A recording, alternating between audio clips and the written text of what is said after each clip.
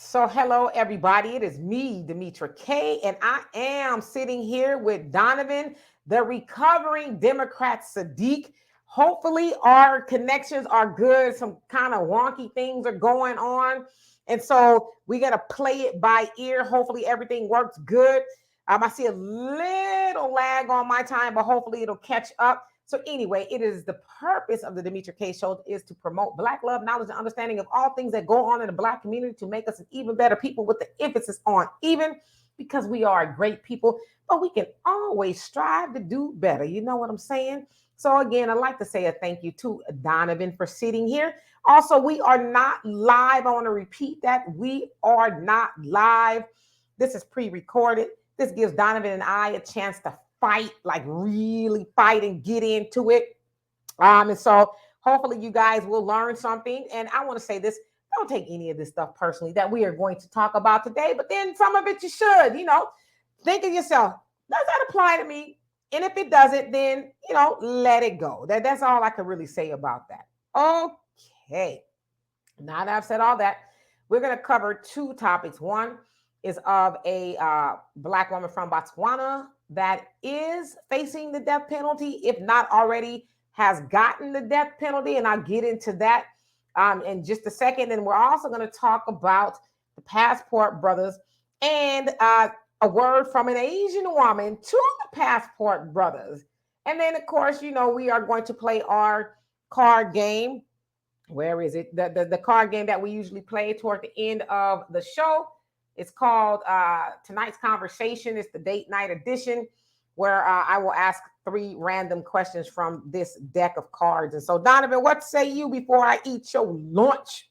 All right. I don't want to take up too much time because this is a very, very important topic, especially the young lady in Botswana who is either facing execution or has been executed already. Want to say, you guys, do us a favor, hit the like, share, and subscribe button. And before we even get into that, to make a show, it costs a lot of money. So like that, we thank you guys for all your contributions. For those of you guys that have contributed, thank you so much. Want to get that out because a lot of people make contributions and then they don't ever get acknowledged for the contributions that they make. What we're trying to do here in the Demetra K Show is just pass ideas and maybe enlighten you guys on things that you probably never thought of, or it would never cross your mind. So hopefully you guys can pick up something on here. Just be prepared. Now, I want to say this to my adversary. Demetra's a big girl. So if she's going to cry here, let her cry. It's going to be all right. Okay. So, it's going to be an enlightening debate. You better believe it. So y'all stay tuned to watch Donovan get his lunch ate. I hope he had his Wheaties today. I hope he's nice and full because that's going to change in a minute. So anyway, let's get serious for just a second. I don't know if Donovan is freezing or if it's me freezing, but hopefully you can hear us fine. All right. So unfortunately, on January 23rd of this year, a Black woman from Botswana by the name of Lesedi Malopisi, I hope I said her name right, 36 years old, decided, from what they are saying, to smuggle heroin into Bangladesh. Now, she was coming from South Africa, and I want to put her picture up so y'all can see. So she was coming from South Africa with the heroin, and it was over 3 kilos of heroin. Now, in Bangladesh, they said if you want to smuggle between anywhere, nothing more than 25 milligrams and grams of cocaine and heroin, all right, you're going to get punished, but not to the degree of the death penalty. And so that is what she has been sentenced to, the death penalty for doing that. And I'm sorry that I may be freezing. I see my internet is tripping a little bit. Not for sure what's going on, but anyway, hopefully you can hear me. So anyway, she has been sentenced to the death penalty in Bangladesh. Now, there was reports that came out a couple of days ago that this past Friday, she had been executed. But then another article that I read yesterday, her father says that she has not been executed as of yet. In fact, it doesn't sound like she's even been to trial. So from what he is saying, she is still alive. And so also now these are kind of rumors because I haven't seen anything to substantiate what I've been seeing. So I want to put them out there that they're rumors. because I haven't verified it.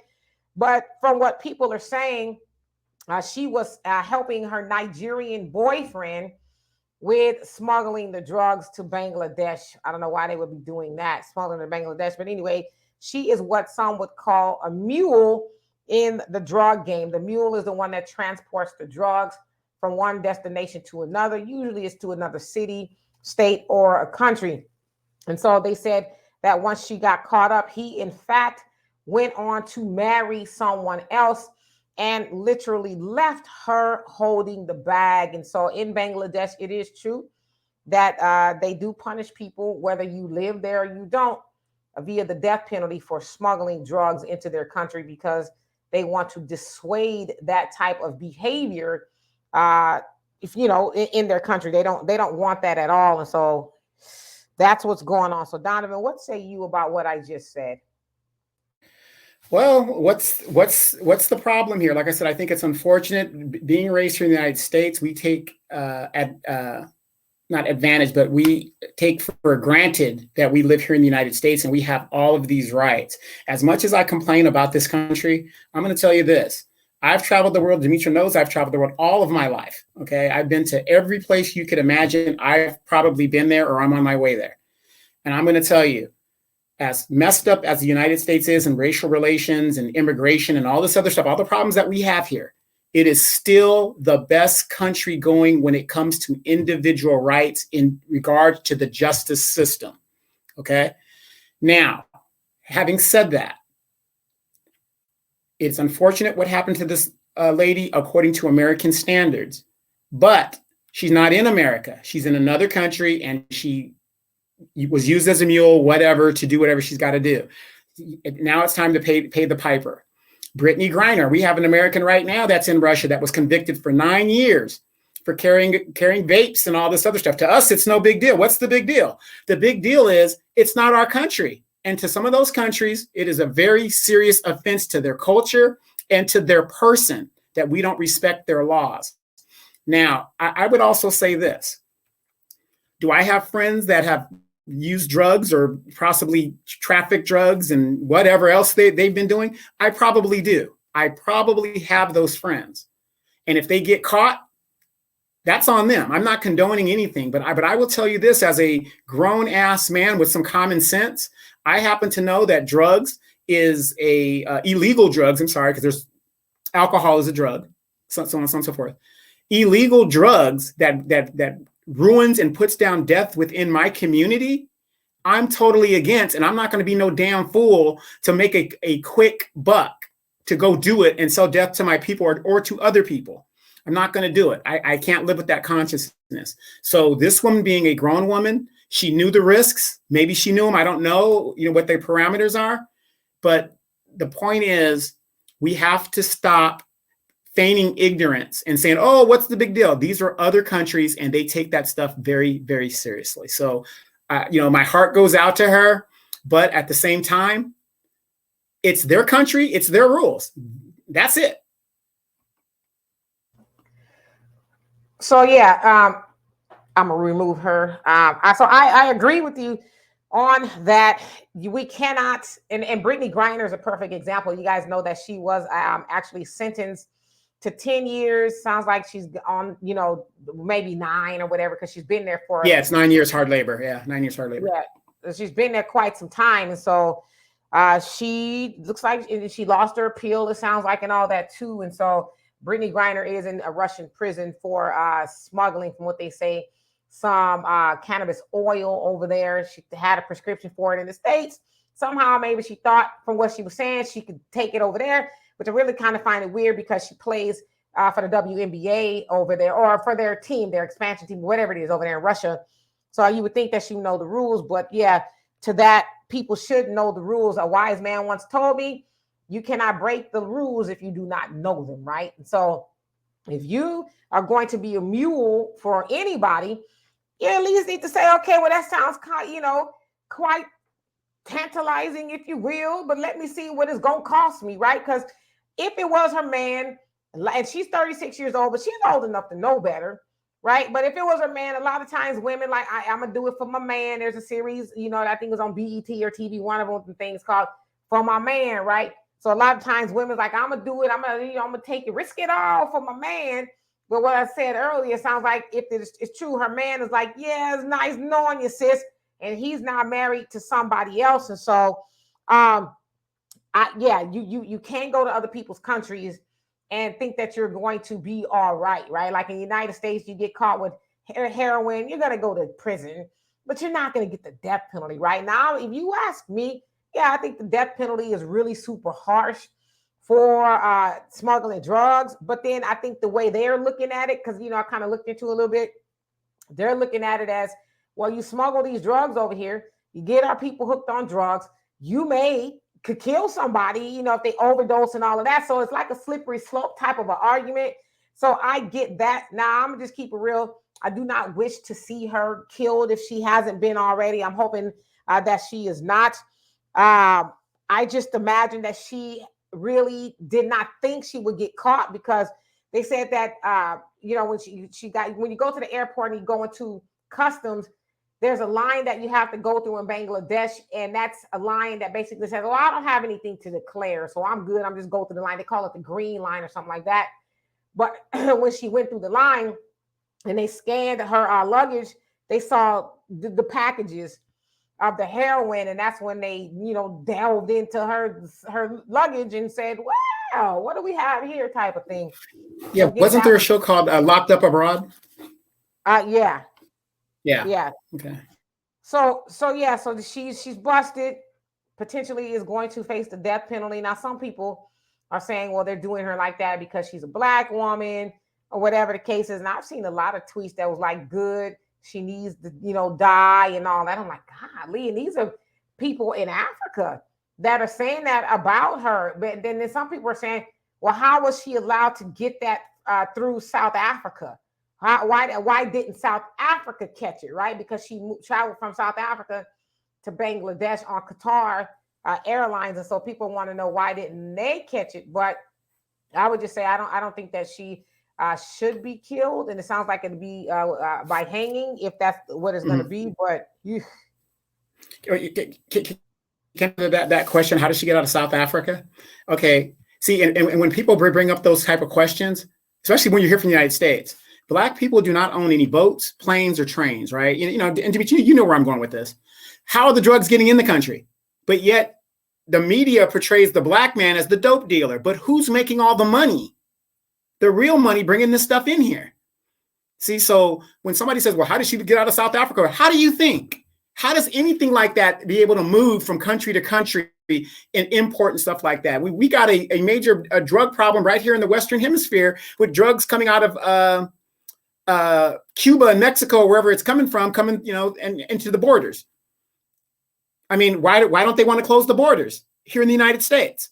At least the southern borders. You want to know why? A lot of drugs flow through that open border. That's why it doesn't want to be closed or anything like that. So, you guys, everybody knows the answer. Yeah, you're going to portray the Black man or the Black woman as a mule and all this bad. Oh, look at these Black people. They're the drug dealers.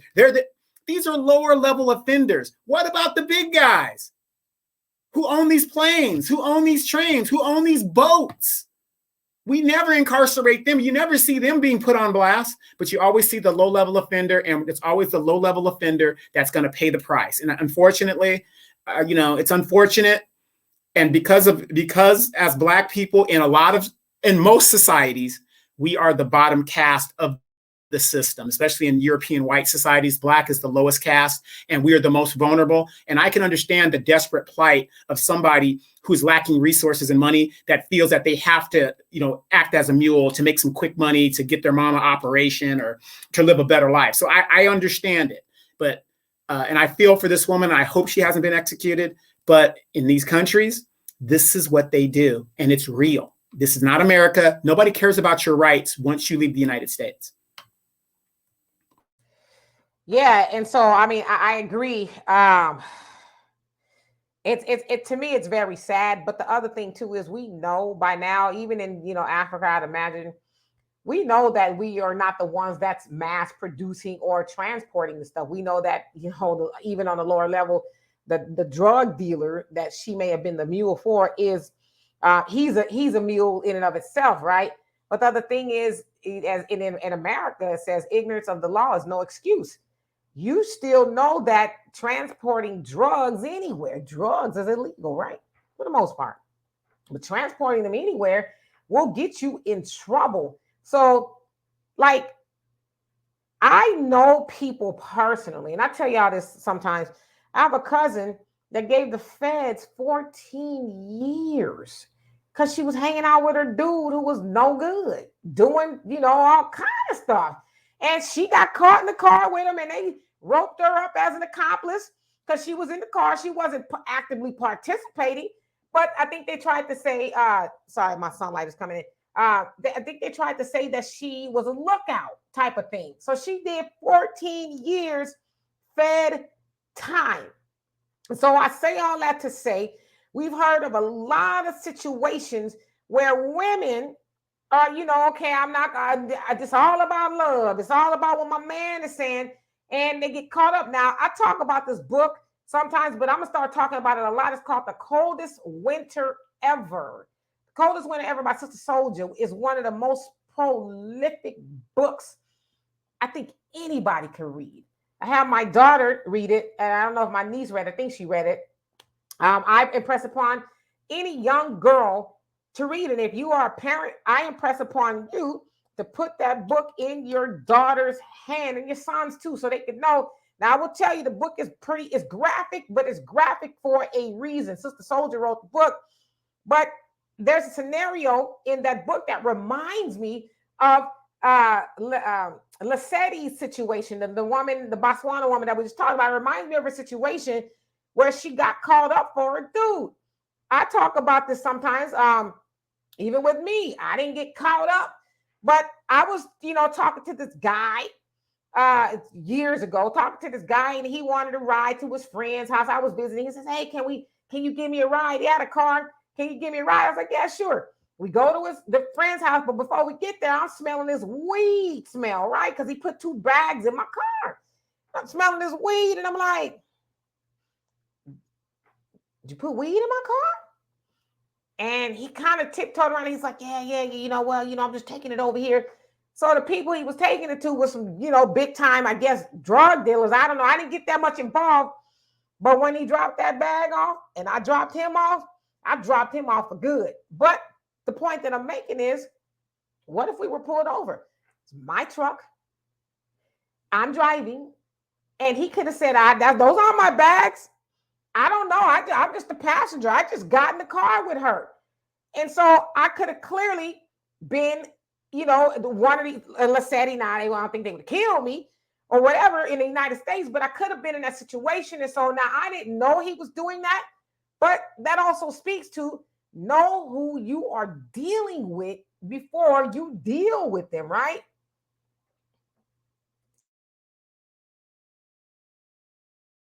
Yeah, and it's kind of funny that you say that, because like I have friends that are like, if I have friends that delve in like weed, and I'm not judging anybody that does it, I don't want them in my car. They can't ride with me because I don't know what the next level of drug they might have graduated to, and then I get caught up because, like you said, I'm in the car and I'm there with them. So not going to do it. Not judging my friends, but you're not going to get in my car. I'm not going to do anything to, and that's a personal judgment to keep myself out of trouble. If they want to get in trouble and run the risk of going to jail, you can do it without me. And so sometimes we have to tell our young people, certain friends that you have, especially if you make it to the pros or you become very, very rich or something like that, you got to cut those friends off and keep them at a distance. If you don't want to cut them off, keep them at a distance. And so, my friends that think there's nothing wrong with weed and stuff like that, I don't judge them. I just avoid them. I mean, absolutely. And so, you should really be conscious of your surroundings and who you surround yourself with. But, Lesedi, honestly, the Botswana woman that could have potentially facing the death penalty, if not already executed, she's a lot of women out there. She's in the situation of a lot of women. There's a lot of women in jail for something their man did, or they knew their man was doing it, because a lot of girls want. No, I don't want to cut you off.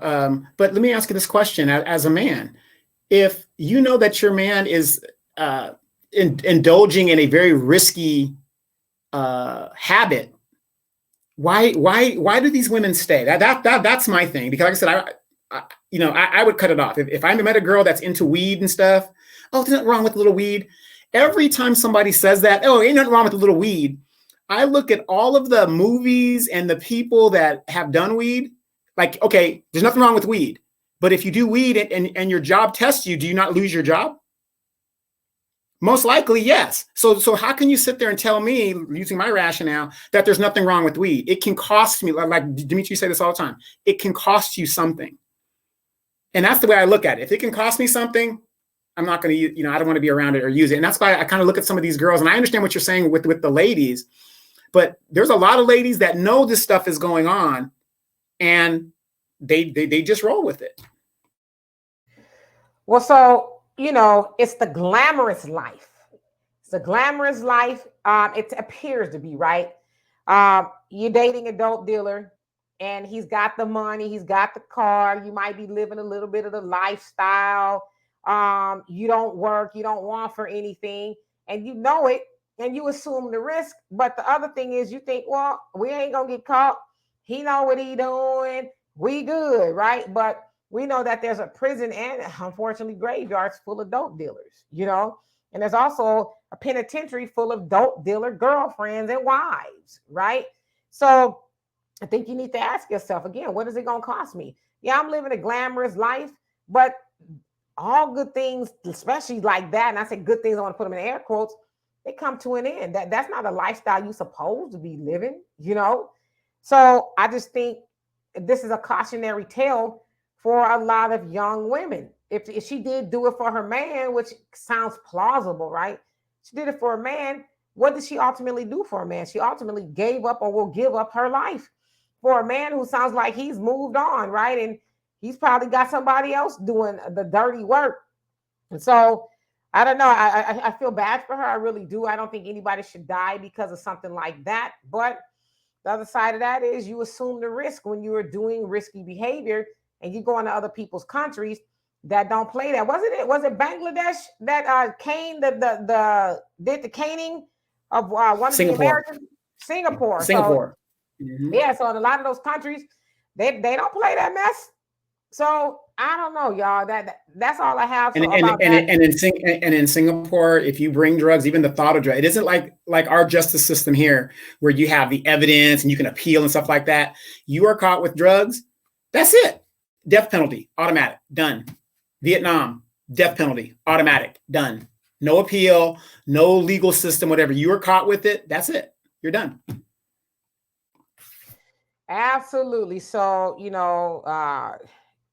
God be with her, whatever her circumstances may be. Just ladies, don't do it, okay? And it's not even the young ladies, it's the older women too, riding out with, dudes doing risky things, and then talking about, I was just in the car, and they'd be like, now you're just gonna be in prison. So anyway, let's get to it. Y'all ready to get to it? All right, so the second part of this very fabulous show, I had to bring my cutlery here. It's cheap, but it's gonna do the job, right? My cutlery. Now, my daughter, she sent me this clip. Brother, you better work it out. You better work it out. She sent me this clip of this Asian woman who was basically debunking some of the talking points of the passport bros, right? And I'm just gonna let you guys hear. So let me put it up here, and then Donovan and I could talk about this. I'm sure he's got a lot to say about it either way. So here we go. Let me find it. Scraddle-dee-dee, scraddle-dee-dum, do-do-do-do-do. All right, y'all ready? Here we go. A lot of these passport bros, and especially black men, are in my comments asking me why I'm talking about this. It's not my fight. And before anything, I'm a woman, so I'm always going to stand up for women regardless of race. And one thing that really bothers me about this is these same passport bros are the men who probably tried to hit on me in the US before they realized that we don't like them either. I'm from a town that really doesn't have that many Asian women, especially Asian women who look like me. Like I said, you guys, I'm adopted. I grew up in a white family in the Midwest, so I have no beauty standards from South Korea. I'm a thick woman. I weigh about 165 pounds. I'm 5'5", so honestly, the brothers like to holler, and they still do. Regardless of what some men in the comments are trying to say, that black men aren't checking for Asian women. Yeah, right. Check my DMs. But anyway, pretty much every time I met a black man, he thought it would be a flex to say something like, yeah, I like my women foreign. I like my women exotic. And I don't know why they decided to say that to me, if they thought it would make me feel good or something, but for me, it's always a red flag.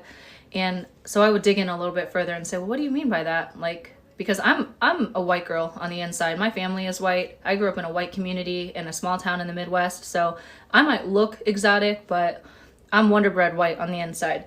So anyway, whenever these guys would say this, I'd be like, well, you're about to be in for a big disappointment if you're expecting a submissive, docile Asian to take care of you. But it really bothered me when these guys would say, yeah, I don't like black women, because that's what it always came down to, that they didn't date black women regardless if they were black or not. And their moms are black, their sisters are black, their cousins are black. I'm like, would you say this to their face? That's weird. So I kind of pick and prod after I already decided, yeah, I'm done with this, I'm out, because anybody who says something like that just is an immediate red flag. But it always came down to the same stupid stereotypes that black men always have to say about women.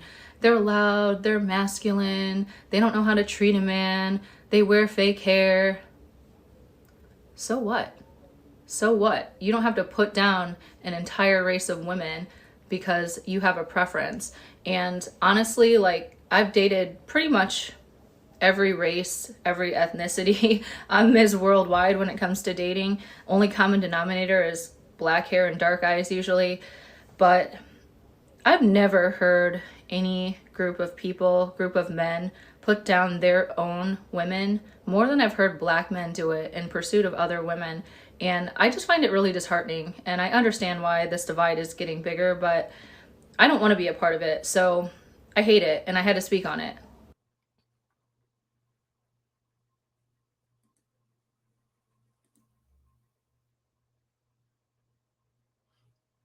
Donovan, take the floor. Oh, you want me to start? Why not? Okay. Why not? A lot of what she said, I would agree with. But so we got to take it from like this. Okay, and I took some notes. A lot of these average black people that she's talking about, she's from the Midwest. Okay, black people in general, unless you were in the military, they don't travel a lot. So a lot of what she was saying to me sounded very ignorant of a person who has never traveled, never lived overseas. No, I'm not saying she was ignorant. I'm saying what she was saying about what black men would say to her. Those are Negroes that have never been anywhere, and they've been watching TV and like, oh yeah, I'm just going to go with what the TV says. Oh, this is exotic. I've never had an exotic girl. Now, Demetra, you know me. I've lived overseas, so I've been around exotic people. A lot of my friends are from Asia, right? Went to high school out there. So one thing, number one, she started off that kind of sensed me is she said, I'm going to stand up for women no matter what. Right there, I thought, you just clicked off, and I'm just trying to be middle ground here. So that statement right there clicked me off like it would click off any other woman. If I said, well, first of all, I'm going to stand up for men no matter what, you guys would be clicked off. So that was a very wrong statement to start it out with. You lost half your audience right there. Her statement that, these black men want exotic women, whatever, a lot of your military black men that have traveled have foreign wives. Not all of them, but a good majority of men that have been stationed overseas have foreign wives. So again, these are people who have never traveled and think that, oh, this Asian person's exotic, or this, like, I'm in Southern California. Demetra's from Southern California. We have a diverse mix of people here in Southern California. So I can see an Asian, a Vietnamese, a Korea, China, whatever. It's all here. Okay. And again, a lot of stuff that she's saying she's from the Midwest and stuff. A lot of those, it seems to me, a lot of those guys and a lot of guys that I know that have never been anywhere, they're very ignorant when it comes to people. So if you're watching TV And you're thinking, oh, wow, look at this girl. It's like a fantasy. It's like when these brothers used to cape after white women. Oh, I've never had a white woman. There was incidents when I was in Okinawa. There was the last incident, I think, was a guy from Chicago.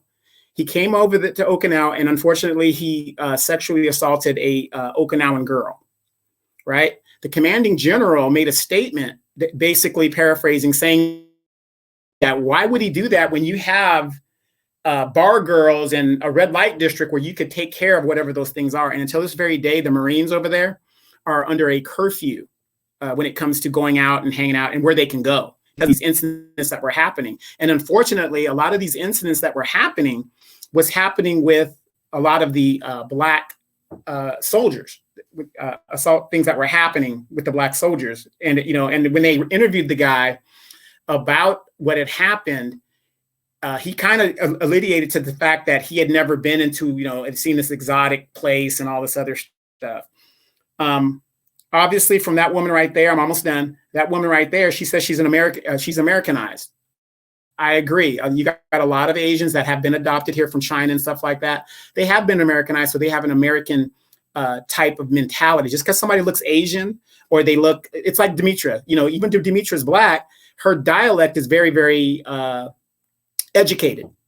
Okay, but a lot of our people would say, "Oh, she talks white." Have you ever heard that trope, Demetra? Oh, you talk so white. So we have that going on.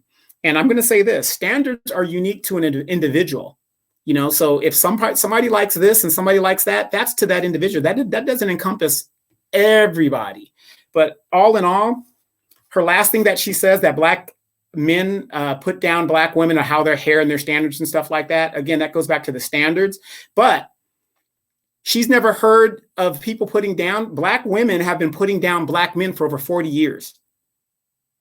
Name me another group that says Black men ain't shit and we don't need no Black men and all this other. Black women are the only group that does that. So I would have to disagree with her when she said that Black women get put down unnecessarily by Black men. I'm just saying I disagree with it.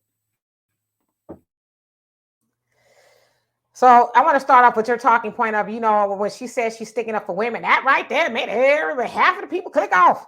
But it's like you sit on here time and time again, talking about I'm sticking up for the men. Do you not? I do, but not when I do it, we're in a conversation about a certain thing, a certain topic. I speak up against men for a certain topic. I don't go over there. Well, I don't say I'm gonna stick them no matter what. She said no matter what. I don't say no matter what. One of these days, I never said that. I'm gonna get a compilation of you saying that you stick up for the man. No, I'm no. for the man. I'm for the man. Yeah, no. See, you're missing what I just said. I don't get up there and say I'm going to stand up for men no matter what. I don't say that. Okay. I don't, because I do call out men when they're about their BS. I do. She said I'm going to stand up for women no matter what. All right. Well, I want to address the things that she said. Okay. So she did say, I'm going to stand up for women. I'm a woman. I'm going to stand up for women. She also says that they don't like y'all, the way y'all like them. Now, actually, there was another video of her responding to a Black man, and a lot of Black men, I guess, and one of them put up a compilation of Black men holding up their passports, talking about they going to Asia and Philippines and all that. They was going to get them a foreign woman. And so she was like, where they going with these passports? Because her thing was like, it ain't like y'all think it is, right? Like y'all think y'all finna just go on over there and get you one. And then she says that she don't believe that that's a flex when y'all go to them being the Asian women, or as y'all would say the foreign women. It's not a flex that y'all talking down on your Black woman. And like she said, y'all talking about y'all don't like Black women or date Black women because they loud, masculine, and don't know how to treat a man. She's saying that's what she hears from the brothers, the passport bros, when they are trying to approach her. And let's keep it real. That's what y'all say. Not all of y'all, but a lot of y'all. That is y'all number one argument, that the Black woman is masculine. There's times when I'm in the comment section and I see a dude who's a passport bro or whatever that say I'm masculine. The problem is, a lot of times y'all think women are masculine because y'all can't do mental math. Y'all ain't used to doing mental math. Y'all ain't used to a woman, especially a Black woman, being able to talk above your understanding. And so when a black woman talks above your understanding, then y'all want to label her as masculine, right? All right. So she also says that y'all, this is what I'm telling you, I'm telling y'all what the woman said. Okay, y'all can take exception to that if you want. She says, a lot of times y'all looking for an Asian or a foreign woman because y'all looking for somebody to be submissive and somebody to take care of you. Yes, that is an argument that y'all bring up a lot. Oh, the Asian women, they take care of you. Y'all think of what's the dude, Myron or Byron, whatever his name, Zoom to Thailand. He over there showing y'all that these women are submissive, and he's showing their behinds and their boobs and them in a very demeaning manner, talking about how they're submissive and all this other stuff. So she's saying, y'all always talking about how these foreign women are submissive and they gonna take care of y'all. And she's saying, I was born over here, but she's speaking for that some of the Asian women. We don't want to do that for y'all, okay? Also, she says that y'all, because you said it was us, I'm telling you what she said. Y'all are the only group of men that put down your women. Now, she also said in that, I talked to a lot of different men from all races. So she said she's been there, done that. And from her experience, that she's only experienced black men dogging their black woman to hop over leaps and bounds. Now, I added that part, and that was a little bit of shade.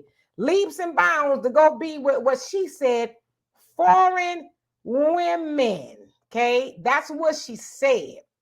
So I just put it on out there because a lot of times I hear a lot of brothers say, oh, why y'all trying to stop us? Because you brought up to me Filipina P. I am familiar with Filipina P.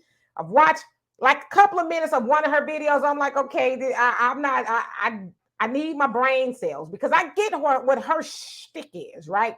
Her shtick is to help some of the passport bros. I'm not saying all, because I don't think all of the passport bros are demeaning to black women. I don't like to deal in absolutes, okay?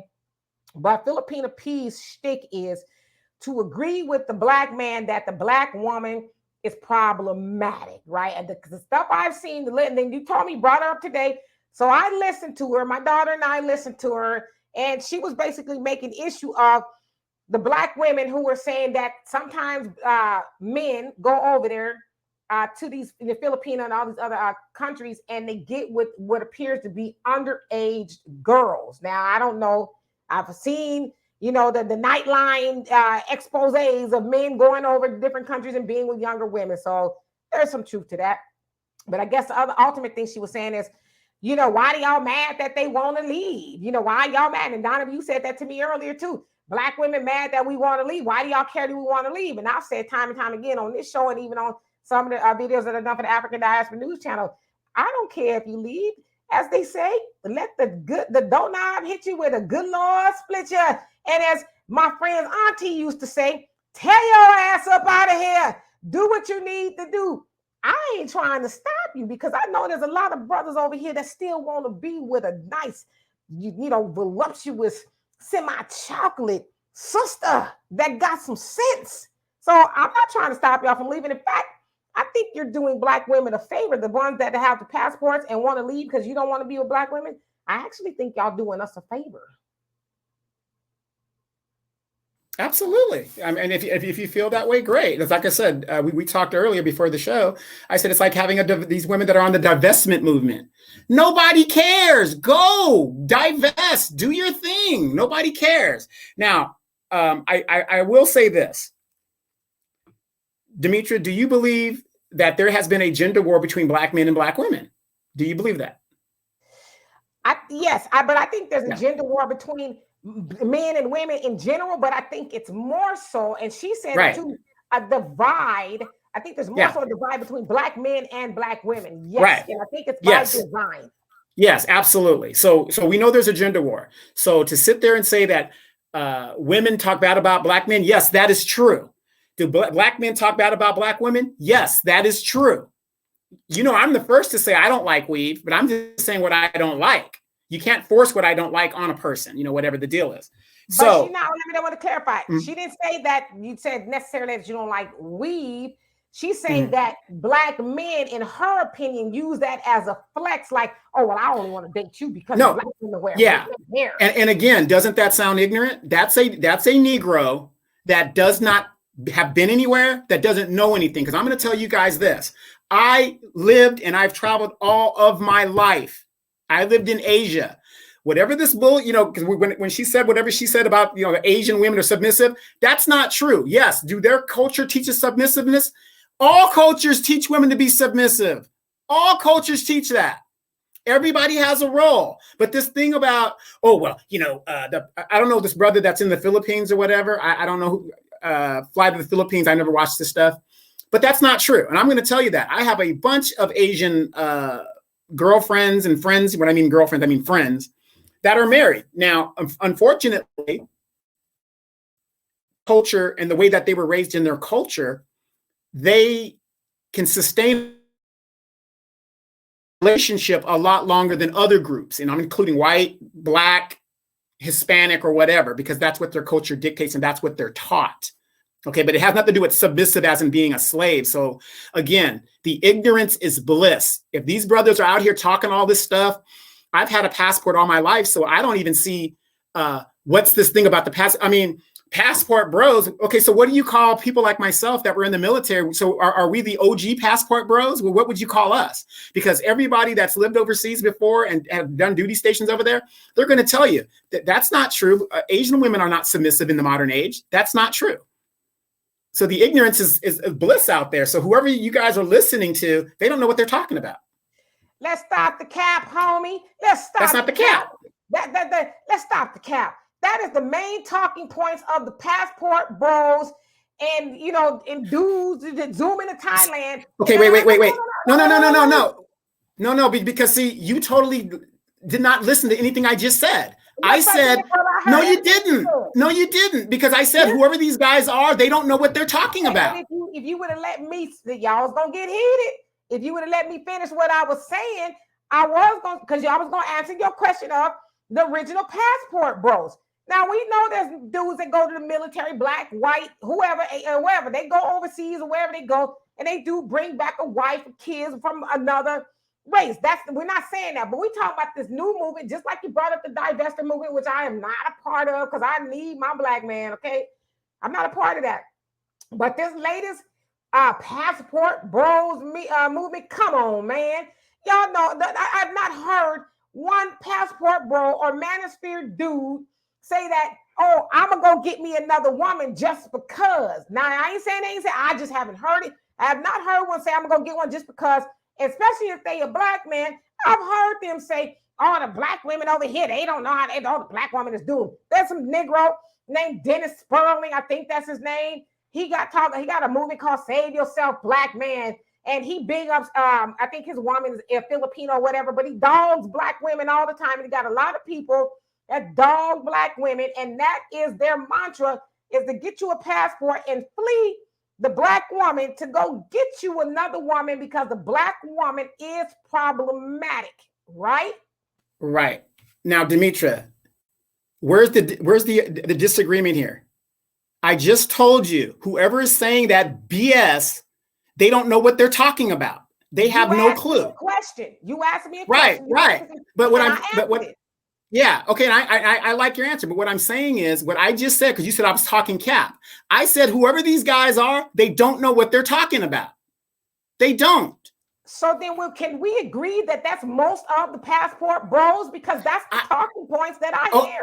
Well, again, I don't follow the passport bros, so I don't know what the hell they're talking about, but you're talking to a Black man that has lived overseas, has traveled all his life, and I'm here to tell you, if that's what they're talking about, it's bullshit. It's bullshit. If that's what the passport bros are talking about, it's bullshit. Now, do you hear that? That means we are in agreement. I'm telling you, it's bullshit.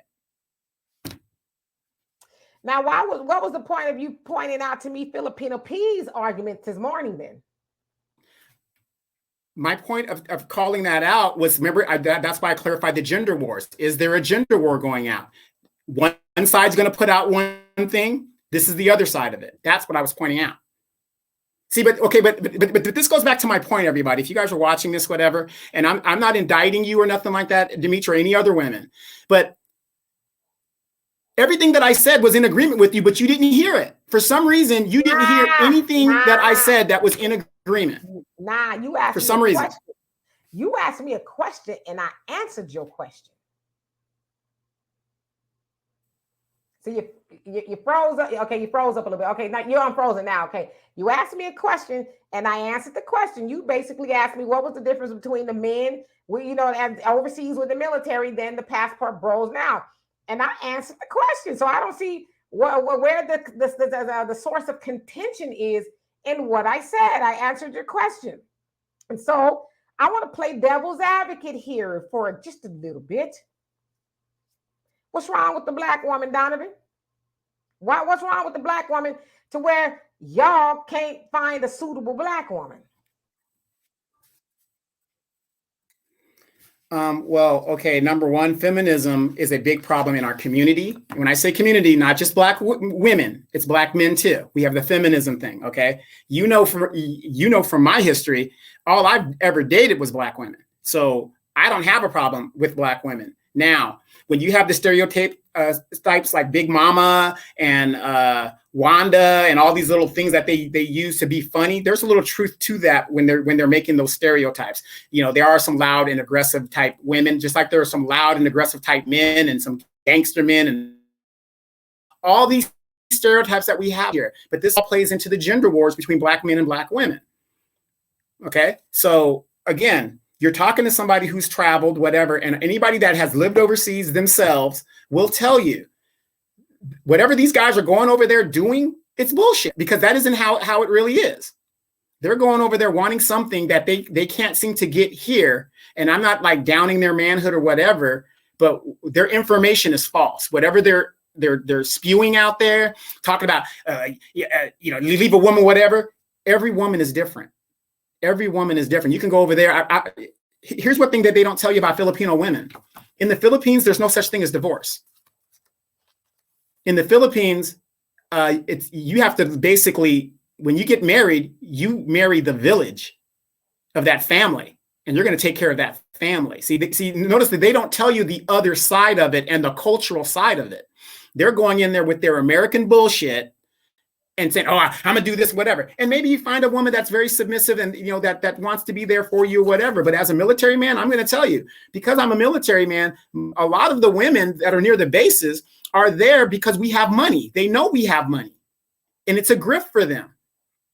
And you were in the Dominican Republic, Demetra. I'm a fairly good-looking man, but most of the women that would come up to me, they're not coming up to me because I'm this great personality person. They're coming up to me because I'm an American, and it's perceived that Americans have money, period. So these people that are paying this passport bros bullshit, they're spreading a false narrative. And I'm going to tell you, as somebody who's lived overseas, who's traveled overseas, that narrative is bullshit in the modern age. It does not qualify. That's the truth. So basically what you said was there's nothing wrong with the black woman. You said feminism, and then you said a stereotype, which we know stereotype is beliefs of somebody else that's not necessarily true, right? There's not like a whole lot of facts and a truism, if you will, into that. So basically, from what I can surmise what you said, there's nothing wrong with the black woman.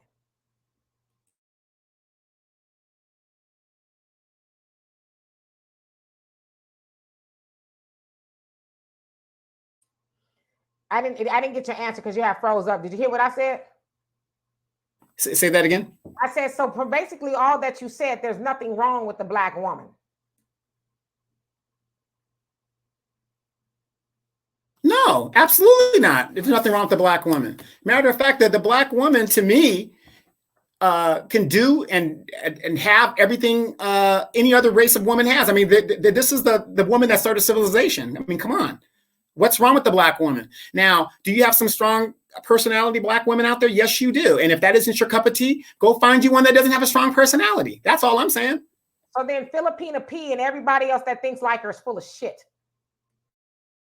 No, she's coming at it from a culture that she was raised in. That's all. She's coming at from her culture. What does she know about black women? If she's in Philippines, I haven't. Philippines, I, what does she know? I have no idea.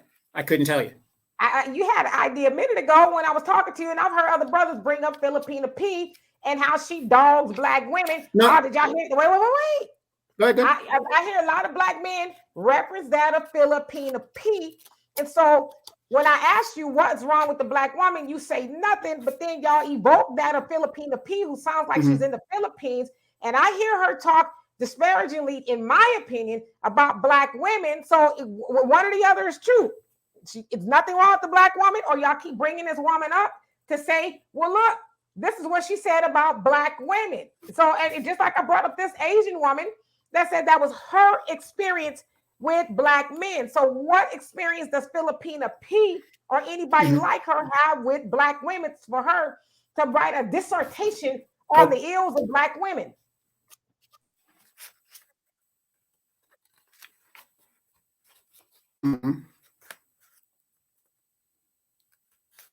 They're cutting us out. We're really, really bad.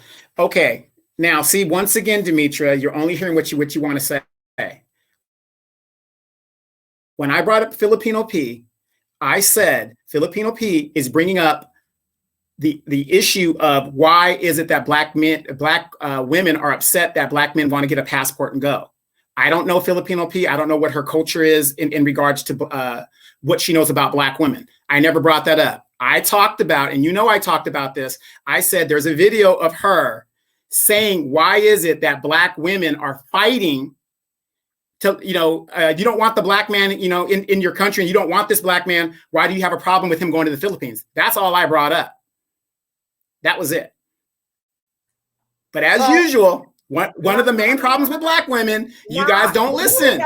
Here we go. Now we're getting to the good part. Let's get to the good part. Come on, brother. Tell us how you really feel. Don't be sitting up there. No. But no, seriously, this morning, that's all I said. See, and you've taken what I've said and spun it a totally different thing. I don't know Filipino P and her experience with black women. Neither do you. We don't know. What I've said is I've heard you and other brothers bring up Filipina P. You brought her up this morning, and the other time that I heard her speak, she was talking about the difference between her and Filipino women and black women. Okay, so I'm like, where is she getting this narrative from if she's not dealt with black women? She just doesn't strike me as a woman who is dealing with black women. And so I would only imagine that she's getting that from black men. And we got a little bit of a delay also. Yeah. See, again, all I brought up Filipino P was to say that she put out a video saying that. I don't know the questions to the other things. I don't watch her like that. I just saw that video. And that's what I'm saying. The video that I saw, she was saying, why is it that black women have a problem with the passport bros who want to leave? I don't know her personal agenda or whatever she's doing. But see, once again, you're going to take an issue, wrap it around a brother's neck, and I never even said that. I could care less about what Filipino P's opinion is. I've been to the Philippines. I know what's going on over there. So I don't know why you're trying to make it seem like whoever these brothers are that are referencing her, I don't know if they're taking her out of context, nor do I care. All I know is I've been to the Philippines. I have Filipino friends. I know what the culture is about. You're doing a lot of, I almost said, you're doing a lot of Negro explaining. What I'm trying to say is Demetra, you know damn well, all I said was she has a video out that is saying why are black women that don't want black men have a problem with them going to the Philippines. That's all I said. I could care less about anything else. I saw part of the video, and it wasn't the issue that black women didn't want black men. From what I saw, the black women were saying, well, go. And one black woman brought up that, a lot of times men go over there and with underage girls. Now, I was in the DR for a hot second. Now, I don't know if these girls were underage, but they did seem mighty young. Some of those girls did seem mighty young. Maybe they were of age. I don't know. I didn't card them or anything like that. And yes, I saw a lot of very grown, older dudes hanging out with these young girls. So I don't know how much of that was true that I saw, but I think it's a valid question. And so I think we should figure out how the Black man and the Black woman can get together and stay that way. Yes. Now, when the woman brought up the trope of men going over on these sex capades in Thailand and the Philippines and stuff, do you know that that is mostly white men that do that? I'm not saying Black men don't do it, but in general, the problem with that was white men. And the problem was so rampant that President George Bush put in an unofficial problem, because what was happening over there, these white men that were getting caught, and maybe some Black men, I don't know, but it's predominantly the problem was with rich white men going over there on sex tours. And so what that lady was referencing was this epidemic that was happening where they, remember that guy, Gary Glitter, he got caught up in that stuff. And what these guys were doing was they would pay themselves out of trouble. What the Bush administration did was, if you're an American and you get caught up in child type situations or sex trafficking type situations in other countries, even though there's no standing treaty, because they don't want a standing treaty, you're going to do a year, let's say, then you buy your way out of prison, out of Thailand, hypothetically. The minute you get back to the United States, the country's going to extradite you back to the United States. You were prosecuted for the same exact crime that would be subjected here in the United States. And that's something that the George Bush administration did that was long overdue. A Republican president, mind you, that has really slowed the sex trafficking situation over there. Most of the people that got caught up in that stuff were white men that were going over there trafficking kids. So she was referencing that. The Black lady, that I think I saw what she was saying in a clip, you know, it was basically referencing that situation. Do Black men do it? Most likely, probably, but not on the scale that white men and Western white men are over there doing that stuff. Yeah, okay. So I guess me and you are on the same page that Black men and Black women need to be together. Yes, absolutely. Got you. Okay. I want to play this clip really quick. And then And we're going to go over. and you know, wait, and you know what I say? Stop listening to people about what they feel about a different country. Go there yourself, get in your passport, then form your own opinion. Because from what I'm hearing and from what you're explaining to me, these guys don't know what they're talking about. All right. I just put up the lady's, you know, her personal testimony. I don't know. So I'm going to put up this clip and then I want your opinion on this. 1 second. Is this it? Let's see. Okay. Here we go. Muhammad says we have no link with tomorrow. There is no tomorrow for the Black man without a Black woman. So when you hold a Black woman, you're holding on to tomorrow. When you treat a Black woman right, you're treating tomorrow right. When you protect a Black woman, you are protecting your tomorrow. For every Black woman represents your future. Think about it, brothers and sisters. How can there be a good Black woman if there's not a good, strong Black man to keep her good?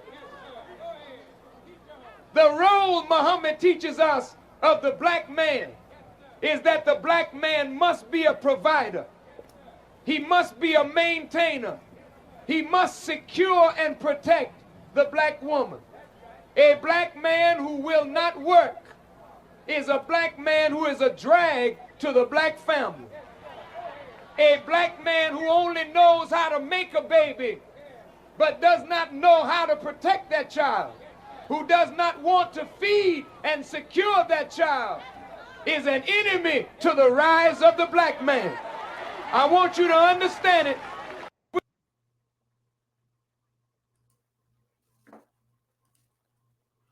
Thoughts? My thoughts, and everybody, we don't want you guys to think like that. You are free to choose to love and procreate with who you like to do that with. But for me, my preference is a Black woman, and that's for me. But as far as what the minister said, to me, that's common sense. That's common sense. I was raised on even though my family's Catholic, that was a tenet within the community that I was raised in, and the way I was raised.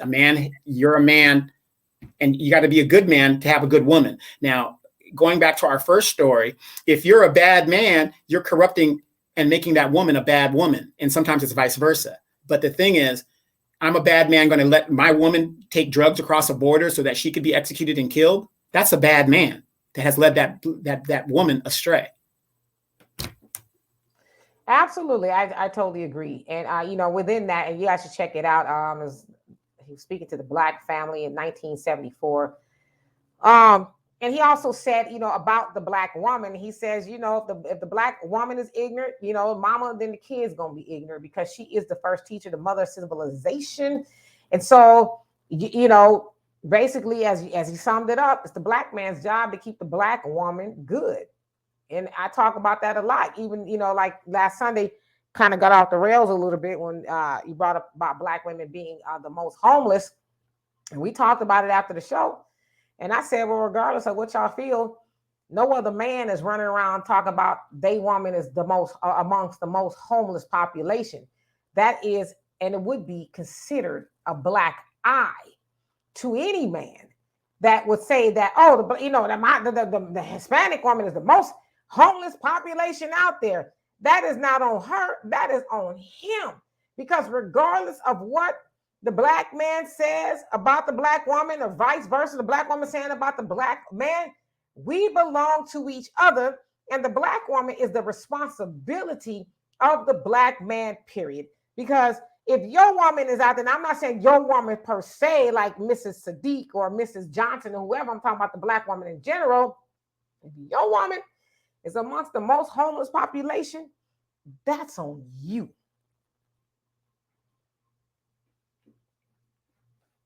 Thoughts? Quick question Sure. for you. Remember that nail? Yeah, a quick question for you. Remember that shop, that nail shop that Brother Muhammad up in Chicago or wherever he was tried to tell the Black women to stay out of there, and they still went? What do you do when these new modern Black women just refuse to listen to Black men? We can't make you guys in the modern age now, the way things are, do what it is we need you to do. So do we sit there and catch a case for you for no reason? We can't force you to do that. So I'm asking you, Demetra, with the modern age of these women, when you can't tell them nothing, how can we direct you or keep you in a right path when you refuse to listen to anything we have to say? Well, just like the Honorable Marcus Garvey said, there are some Negroes, and he's including women in that, negresses, I'm going to say, that are not going to be any good here. So they're not going to be any good over there in Africa when he was trying to take us back to Liberia. Okay. So to say that the modern woman don't listen, you ain't talking about all Black women. Okay. That's not all Black women. And again, I hear a lot of times Black men lament about Black women. You can't say nothing to her, this, that, and the other. She masculine, she this, that, and the other. But it's like, again, like he said, if you want a better Black woman, you need to be a better Black man. There's a lot of women who would rest more in her femininity if she could do that, okay? There's a lot of Black women who behave that, well, there's a lot of reasons, but a lot of Black women behave that way is because, I'm going to take the masculine point of view, is because what else is she going to do? You talk about all the time, she's 77% single Black women or single Black mothers, or single mothers. So where is that man? For whatever reason, whatever reason he's not there, where is that man, right? So if she had a Black man to help her with that, she could be quiet a little bit more. She could not be as masculine as y'all would say. Now, you're not going to be able to save them all. There are some Black women that would never take leadership from a man. Now, Brother Tyrone Muhammad is definitely a Black man from what I could see. Now, I don't know the brother personally per se, but from what I could see, he's got leadership qualities to me. So I don't know why any sister would not want to listen to him. But the fact that those sisters in that situation was at the nail shop giving their money away, especially going back after one of them was beat down, that's problematic. See, that's a mental thing for them. But there was way more Black women that was applauding Brother Tyrone Muhammad and agreeing with him than the women that we saw go back, right? So I think we need to tell the whole story in that is not the ideology of all Black women. But to answer your question again, you're not going to save them all. There's some Black women who are not going to be a credit to our people. They are never going to be the example of the mother of civilization. They're never going to be a good first teacher. But there are a lot of Black women who are. So we deal with them.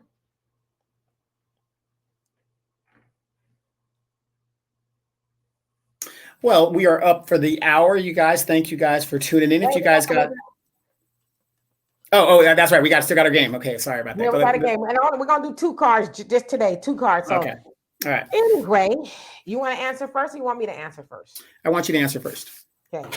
I'm shuffling the cards. Okay. Yeah, right. You got your stack that you already have set up loaded. Yeah, we're going to answer the same questions. Okay. Mm-hmm. Then you got it loaded. If your exes, it says if I interviewed your exes, what would they say about you? So I'm going to answer the question as if you were asking that. So if Donovan interviewed my exes, what would they say about me? I'm going to keep it real. And they've said this to me, that you are and you were a good woman. You did not deserve what I did to you. Okay. Now, also, they would say that I'm highly intelligent. And some of them would say that I talk a lot. Now, I want to make a difference between, and they would say this, the difference between talking a lot and you ain't this, shut up, you don't tell me. So there's a difference, right? So yes, sometimes I talk a lot, but it's not to the point to where I'm nagging or you ain't this and you ain't that. None of them will be able to tell you that is me. But I think for the most part, if I had to use them as a reference for my next relationship, unless they just some bona fide haters, they would say she's a good woman. She is the woman, the type of woman that most men say they want. I'm pretty sure that's what they would say. Donovan? They would say I'm perfect. The end. No, they would say that I'm a traditional man. I mean what I say and I say what I mean. And which is, shocking to a lot of them because they were so used to these new modern simp men that wasn't in the mold of their fathers and things that they come up. I always dated women that were older than me. So they would say I'm more in a mold of the old school type, take care of everything and get it done and just finish it. So they would say I'm a good dude, but they would also say that I'm kind of eccentric in the way that I think and the way that I do. Even though we're in the modern age, I still believe those old traditional values still have weight. All right, last question, and I'll give it to you. What are 3 of your top pet peeves when it comes to the opposite sex? Number 1, playing my role. Number 2, not listening. Number 3,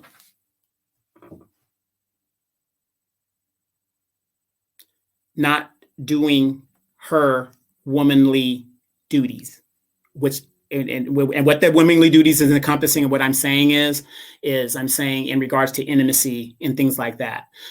I'm not saying just on command, just give it to me, but you got some women that use sex as a weapon and do all that, that kind of stuff. That's what I mean by womanly duties, raising the kids, just doing the basic stuff.